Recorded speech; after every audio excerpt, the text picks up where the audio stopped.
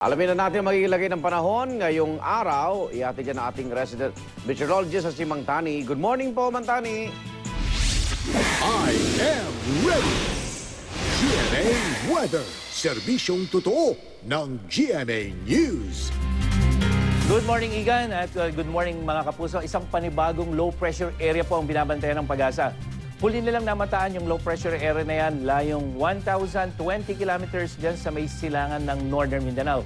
At nasa labas yan ng Philippine Area of Responsibility. Nawala naman yung isang low pressure area ang binabantayan nila kahapon na nasa loob ng PAR. At base sa wind forecast map ng The Weather Company, makikita yung circulation na, yan po yung circulation na yan na kikilos pahilaga pero hindi papasok sa Philippine Area of Responsibility.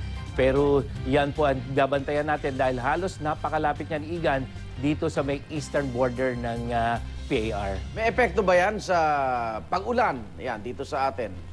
Igan, lubhang napakalayo pa nitong LPA para maramdaman natin yung epekto niyan, lalong-lalo na dito sa Metro Manila. Pero dahil nga sa habagat, kaya tuloy-tuloy yung makulimlim na papawirin dito sa atin. Kaya doon po sa mga kapuso natin, pag nagkaroon ng pag-ulan dito sa Metro Manila at ilang bahagi ng bansa, hindi po dahil dito sa LPA, Igan.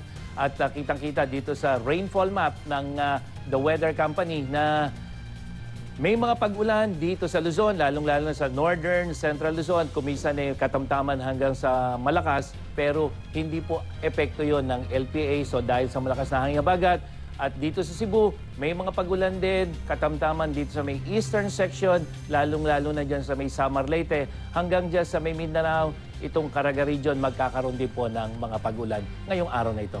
At yan ang latest mula sa GMA Weather. Ako po si Nathaniel Cruz, manatiling nakatutok sa unang hirit para sa pinakasariwang ulat sa lagay ng panahon.